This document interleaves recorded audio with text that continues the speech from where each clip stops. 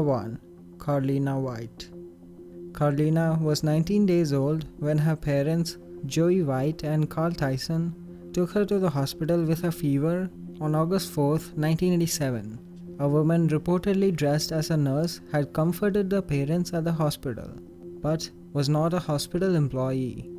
The baby had been receiving intravenous antibiotics when between 2:30 a.m. and 3:55 a.m. someone removed the IV line and abducted her. A guard said a woman matching the suspect's description left the hospital at 3:30 a.m. and that no infant was visible, although the baby could have been concealed in the heavy-set woman's smock. The woman had been seen around the hospital for 3 weeks prior to the abduction.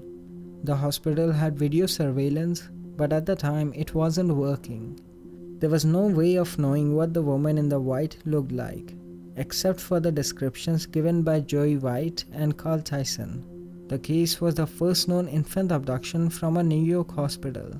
A $10,000 reward was offered by the city of New York in 1987 for the return of Carlina. Flyers with the baby's picture were distributed nationwide, but with no success in locating her. Her parents filed a $100 million suit against the hospital in 1989 and obtained a $750,000 settlement in 1992. Carlina's parents separated the year after the abduction and remarried. Carlina White was raised as Nedra Nettie Nance by a woman named Anugeta Ann Petway in Bridgeport, Connecticut, just 45 miles from where her parents lived. Petway and White later moved to Atlanta, Georgia. White grew suspicious during her teens that Petway was not her birth mother because of their lack of physical resemblance and her inability to obtain documents such as Social Security card. When White asked to see her birth certificate, Petway told her that she did not have one because a drug abuser had left White in her care. Petway had even tried to forge a certificate, but was unable to create one that looked genuine. At the age of 23, White turned to sites such as National Center for Missing and Exploited Children, where she found that the images of the kidnapped Carlina resembled infant photos of herself as Nedra and those of her daughter Amaya. She called the center's hotline and was able to contact her birth family. DNA profiling confirmed in January 2011 that she was in fact missing Carlina White. After the confirmation that Nedra Nance was really Carlina White, the Federal Bureau of Investigation began a search for Ann Petway. The statute of limitations for the state kidnapping law had expired in New York, but there is no statute of limitations for federal law on kidnapping. An arrest warrant for Ann Petway was issued. Petway turned herself to the FBI on the morning of January 23, 2011. Petway told federal investigators that she kidnapped White after enduring several miscarriages because of the stress over whether she would be able to become a parent. Petway was sentenced between 20 years and life in prison for kidnapping. Upon being reunited with her biological parents, Carlina White's attorney advised her to ask them about the cash settlement from the hospital. Joey White and Carl Tyson both confirmed that the most of this money had been spent during the years, and that a trust fund that had been established was only obtainable if Carlina had been found before the age of 21. Joey White later stated that there had been a falling out over the issue of the money. While Carlina White is now her legal name, as it appears on official documents, she says that she will go by Nettie in public, since technically it was neither the name her biological parents gave her nor the name given to her by the woman who raised her, but rather is the name that she gave herself. Number 2. Jessica Lynn Keene. 15-year-old Jessica Lynn Keene was a cheerleader and honor student who lived in Vineland Park, Ohio. But her behavior changed after she started dating 18-year-old Sean Thompson. She started to rebel, quit cheerleading and started skipping school in order to see Sean. Unsurprisingly, Jessica's parents did not approve of the boyfriend, but didn't know what to do about it. On March 4, 1991, a decision was made for her. Jessica's mother decided to place her daughter in a local group home for troubled teens called Huckleberry House. The Safe House served as a crisis center, group home, and counseling center for teens who were having trouble with schoolwork, their parents, or drug and alcohol abuse. After an argument with Sean over the phone on March 15th, she departed the house to go to the mall. She was last seen alive at the bus stop at around 6 p.m., and investigators believe she was abducted from there. After being missing for 2 days, Jessica Keene's body had been found a good 20 miles away from the house, next to the fence of the Foster Chapel Cemetery. She had been bludgeoned to death by a 70-point tombstone, sometime after midnight. Police believe that Jessica was forced into a car by 1 or 2 men, raped and held for captive for at least 6 hours until she escaped from her attackers and in the middle of the night on March 16th ran towards the cemetery. A trail of footprints in the mud along with the strips of discarded duct tape proved that the girl had run as fast as possible into the cemetery. She lost a sock along the way and began to hide behind and between tombstones, trying to outrun her attackers. Sadly, just as she saw a light in the local farmhouse, she slammed into the fence and fell to the ground. The attackers caught up with her at the fence and rather than risk another escape, decided to beat her to death against one of the tombstones. Before they left, they stole the gold pendant around the neck. The locket had been given to her by her boyfriend, Sean Thompson, and had the word "taken" engraved on it. Initially, the police directed their focus on Sean Thompson, but he and several friends had left for Florida during the time that Jessica had been killed, and DNA evidence cleared him in the case. No other suspects were identified in the case, and the case grew cold. 17 years after Jessica was killed, Marvin Lee Smith, a career criminal living in Columbus, was arrested for her abduction, rape, and murder in April of 2008 after DNA recovered from her body matched his DNA. He consequently confessed to her murder, and his details from the confession matched with that at the crime scene. In February of 2009, he pled guilty to aggravated murder, kidnapping, and rape, and was sentenced to life in prison and will not be eligible for parole for 30 years, which makes his earliest possible release date in March 2038. Number 3. Etan Patz. Born in New York City on October 9, 1972, Etan Patz grew up in Manhattan. Etan had been growing more independent, begging his parents to let him walk to the bus stop in the morning on his own. On the morning of May 25, 1979, for the first time they relented. At roughly 8 a.m., he walked out of his apartment at Prince and Green Streets, carrying his backpack and wearing an Eastern Airlines feature flight captain cap. The bus stop was a block and a half away. That morning, he didn't get on the bus. No one realized he was missing until after 3 p.m. when he failed to come back from school. His parents never saw him again. Immediately after Pat's disappearance, Pat's father, Stanley, a photographer, posted photos of his son throughout New York City, and police initiated a week-long search without any success.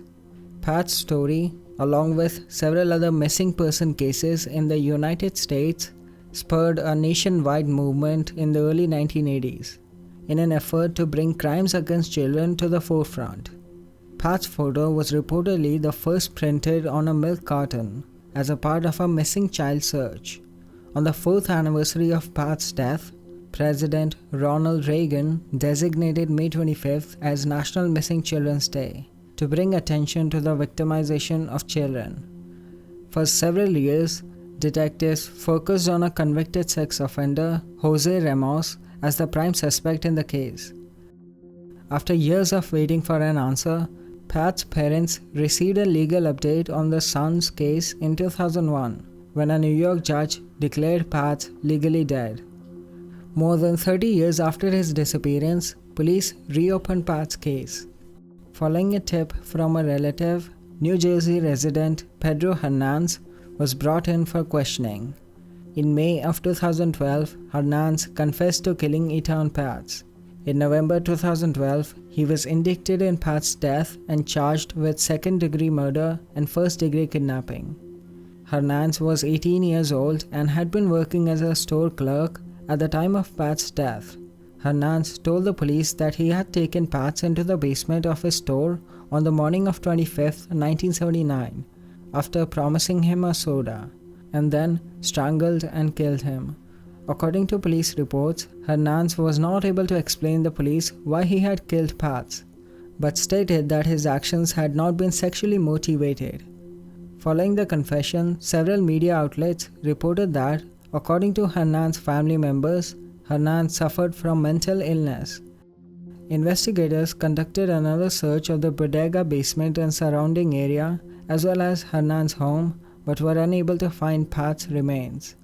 Hernandez told the police that he had dumped Pat's body in a garbage bin. On April 18, 2017, Hernandez was found guilty for kidnapping and second-degree murder. He was sentenced to life in prison without the possibility of parole for 25 years. Number 4. Lisa Marie Kimmel. Lisa Marie Kimmel was an 18-year-old girl who worked as a manager at a fast food restaurant. Sometime after 4:30 p.m. on March 25, 1988, she left her home in Denver, Colorado to go visit her boyfriend Ed Zorach in Cody, Wyoming, and planned to go to Billings, Montana to visit her parents afterwards. When she left, she was driving her black 1988 Honda CRX with the license plate Little Miss. Weather conditions were good, so she should have made it to Ed's home in about 8 hours, arriving late Friday night. However, she never arrived at Ed's home. So the next morning, Ed called several highway patrols. The Wyoming Highway Patrol told him that she was stopped briefly for speeding 60 miles south of Casper, Wyoming at around 9 p.m. on Friday night. A signature on the police citation and a voice recording proved that the woman stopped was Lisa. However, no one was sure just what happened to her after the traffic stop. On April 2, 1988, mechanic Greg Bradford was walking along the North Platte River when he found her body floating in the river near Casper, Wyoming. Autopsy revealed that she had been beaten, bound, and raped before she had been murdered. She had been stabbed 6 times. On a bridge quarter mile away, authorities found her blood and believed that she was murdered early on Saturday, March 26th, based on eyewitness accounts. Because the bridge was somewhat inaccessible and seldom used, it was believed that the killer was a local. Surprisingly, she, her car, and an unidentified man were seen hundreds of times after the time she was believed to have been killed. The most reliable sightings came on March 26th and 27th. One was in Casper, just 20 miles from where her body was found, and the other 2 were in Buffalo. The Casper sighting occurred on 27th, when Diana Houston noticed the personalized Little Miss license plate on a car, and she saw someone with blonde hair and wearing a yellow sweater. Then, Donna Kirkpatrick reported the day before that she saw her pulling out in front of her, saw the license plate, and then saw her with a pink sweater driving. Curiously, Lisa's parents do not believe that she owned either a pink or a yellow sweater. 2 hours after Donna saw her, another eyewitness also saw her in Buffalo, but this time an unknown man was with her. The cashier saw her license plate, then saw her and a small man. Authorities had several troubling questions in this case, including how could she have been seen after she was supposedly killed, or why did she not signal for help? And finally, where is her car? Authorities suspected that the man seen in the car matching the description of Lisa's car may have been involved in the case. However, because the eyewitness descriptions were so different, no official composite was released. In 2002, DNA from Lisa's body was tested and linked to Dale Wayne Eaton, who was by then serving a sentence in prison on an unrelated weapons charge. Eaton had previously been convicted of kidnapping a family at a gunpoint in 1997. Eaton was also charged with involuntary manslaughter in the death of his cellmate, Clay Palmer, but was acquitted. When questioned, Ethan's neighbors noted that around the time of Lisa's murder, Ethan was digging a large hole in his property. Lisa's vehicle was found buried in the same location. It was determined that Lisa was held at his property for 6 days before she was killed. Ethan was convicted of her murder and given the death penalty. However, his death sentence was overturned in 2014 after a judge found that he received inadequate defense at his trial. Lisa's parents were awarded Ethan's property in a civil suit and burned the buildings to ground on what would have been Lisa's 36th birthday. Authorities were never able to explain the sightings of Lisa or her car, other than that the witnesses were mistaken. Number 5. The VP-voiced killer. It was New Year's Eve in 1980 when Karen Paddock had been walking to her Prescott, Wisconsin home after a party. It was well after midnight when a man approached the young woman and proceeded to beat her with a tire iron and rape her. Police received a call shortly after the attack occurred, reporting that a woman had been badly injured by the railroad tracks. Here's the recording of the phone call. Yes, please, this is an emergency. Please send a squad to Pierce Butler Road, Molenberg Manufacturing Company, machine shop. Please, there's an ambulance too. There's a girl hurt there. Can you tell me what happened to her? Just hurry, she's laying on the ground in the back by the railroad tracks, by the airfield. Hurry. What's the address? I don't know. Who are you? Hello? When paramedics and police arrived at the scene, the woman had been bleeding profusely, and they initially believed that she had been attacked with a knife. She managed to survive the ordeal. On June 3, 1981, a second attack occurred. Similar to the 911 call placed about Karen, the man on the other end reached out to a police dispatcher again. Oh, you find me? I just stabbed somebody with a knife stick. I can't stop myself. I keep killing somebody. Hello? Are you there?